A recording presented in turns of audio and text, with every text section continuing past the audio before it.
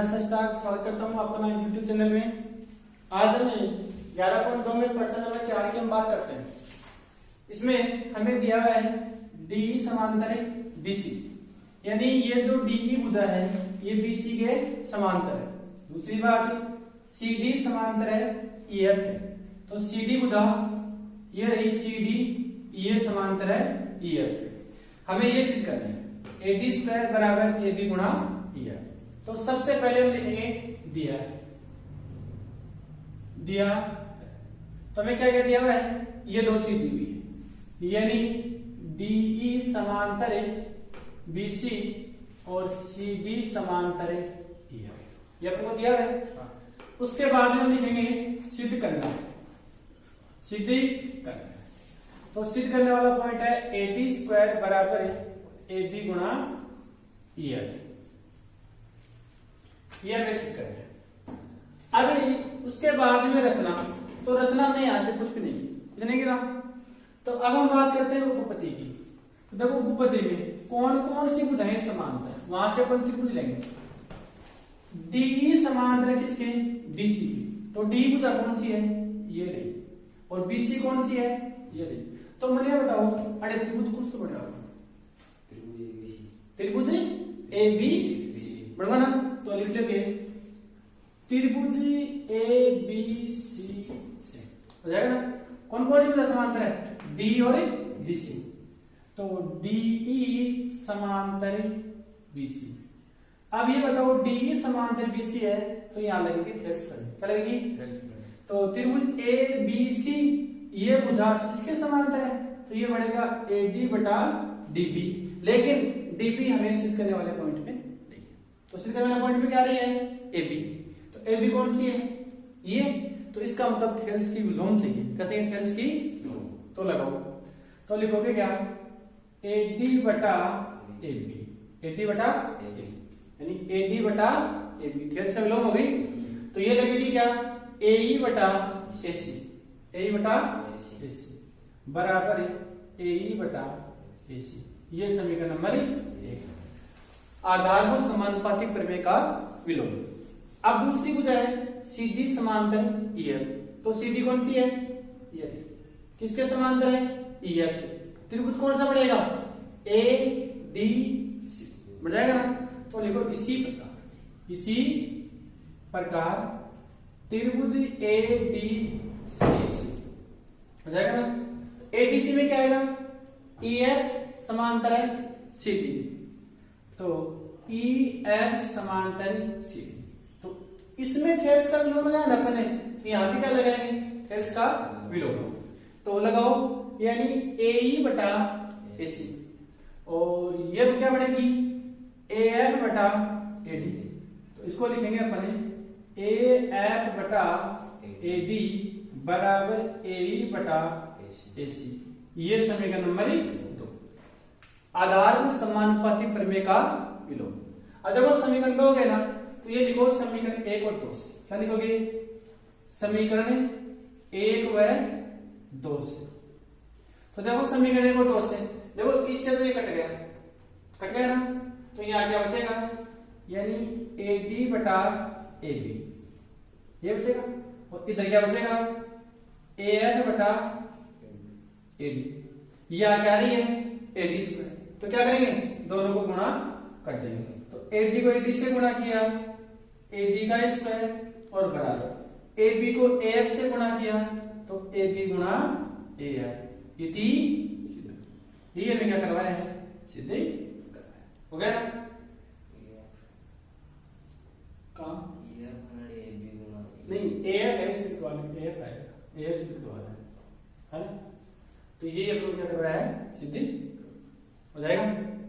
तो यानी जहां भी त्रिभुज में आपको दो भुजाएं समांतर दिखी है, या तो थेल्स का विलोम लगाओ या थेल्स में लगाओ। चलो अब हम बात करते हैं प्रश्न नंबर 5 की। अब हम बात करते हैं प्रश्न नंबर 6 की, यानी ए बी सी डी एक संख्या में चतुर्भुज है। तो इसमें दे रखा है कि ईएफ समांतर है डीसी की, यानी ईएफ समांतर है डीसी और समांतर है एबी, यानी एबी ईएफ और डीसी तीनों भुजाएं क्या है, समांतर। हमें ये सिद्ध करना है, यदि समलंब देखो AE बटा ED, यानी AE बटा ED और BF बटा FC, BF बटा FC, यानी चतुर्भुज की दो भुजाएं आ रही है ना। तो अब हमें करनी है रचना। क्या करनी है? चाहे आप D को B से मिलाओ, चाहे A को C से मिलाओ, ठीक है। तो लिखेंगे D को B से मिलाया, D को B से मिला दिया ना। तो सबसे पहले आएगा क्या? दिया है, दिया क्या दिया हुआ है? EF समांतर DC समांतर AB, यानी EF समांतर DC समांतर AB हो गया। सिद्ध क्या करना है? ये दिया हुआ पॉइंट, यानी सिद्ध करना है, सिद्ध करना है। ये हो जाएगा AE बटा ED बराबर BF बटा FC हो गया। अब अगला पॉइंट क्या लेंगे हम? रचना। तो रचना में क्या किया? D को B से मिलाया, हो गया।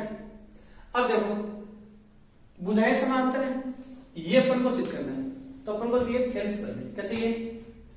इसको अपन बिंदु मानते हैं O। क्या मानते हैं? तो देखो इधर त्रिभुज लेते हैं ABD लेंगे ना, तो इसमें जो EF है ना ये AB के समांतर है, तो जो EO है ये भी किसके समांतर होगी? AB के, बताएगी ना। तो क्या लिखोगे कि उपपत्ति लिखेंगे। क्या लिखेंगे? उपपत्ति। त्रिभुज ABD से ABD EF समांतर है AB, यानी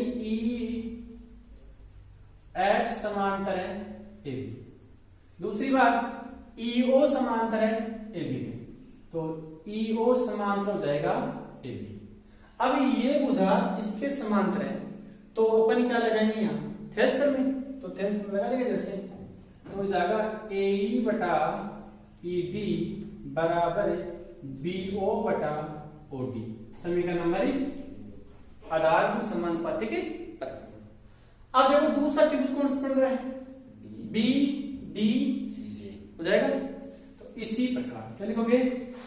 इसी प्रकार त्रिभुज BDC से ये हो जाएगी OF समांतर DC, O समांतर DC। क्यों?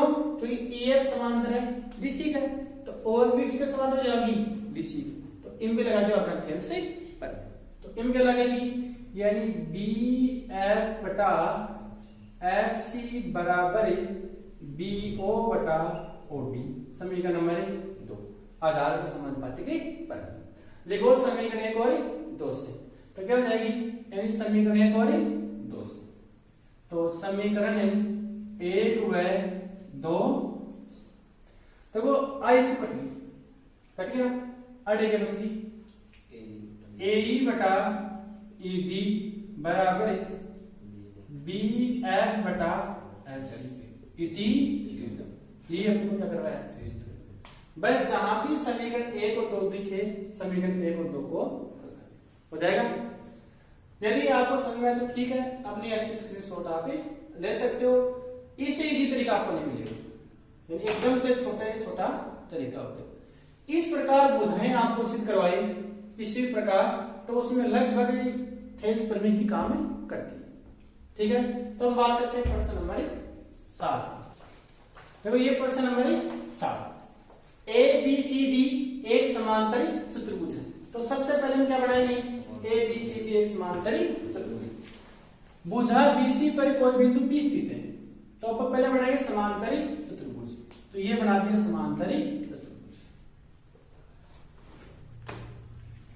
ये A, ये B और ये C और ये B। BC पर कोई बिंदु P स्थित है, ये भुजा BC है, इस पर कोई बिंदु P अपन ये मान। DP और AB को आगे बढ़ाया जाए, तो DP कौन सी है? ये रही, और AB कौन सी है? ये। तो DP और AB को आगे बढ़ाया तो कहां मिल गई? L पर। सिद्ध कीजिए DP बटा PL और DC बटा DL। सबसे पहले ये सिद्ध करते हैं।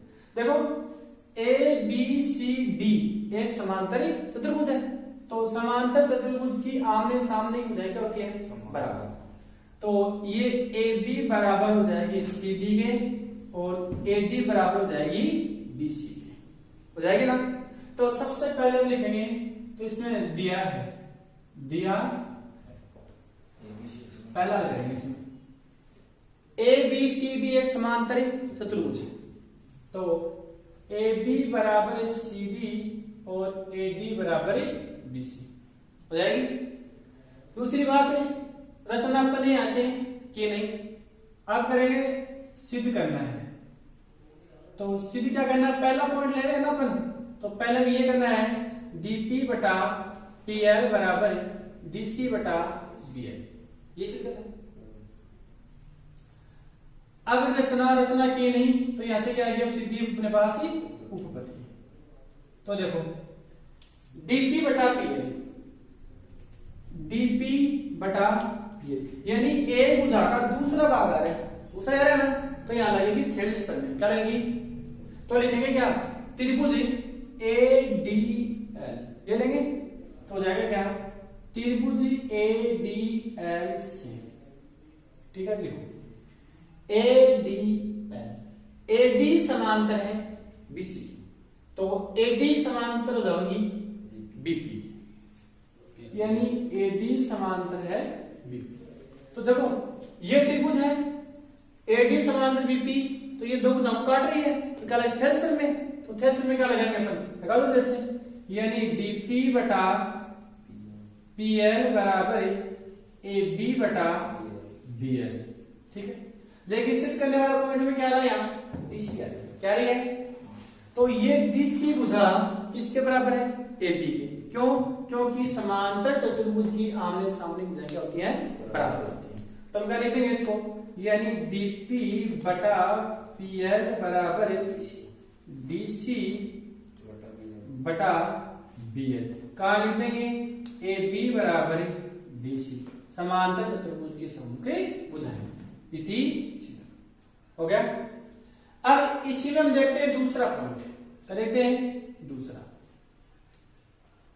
ये सिद्ध करना है डीएल बटा डीपी और एल बटा डीसी। तो लिखो पुनः इसी प्रकार, पुनः इसी प्रकार त्रिभुज ए एल डी से, ए एल डी, हो गया ना। तो उसमें क्या हो जाएगी, देखो समांतर ही, अब देखो यहां पे आ रहा है डीएल बटा डीपी, तो डी एल बटा डीपी, यानी थेल्स का विलोम हो जाएगा।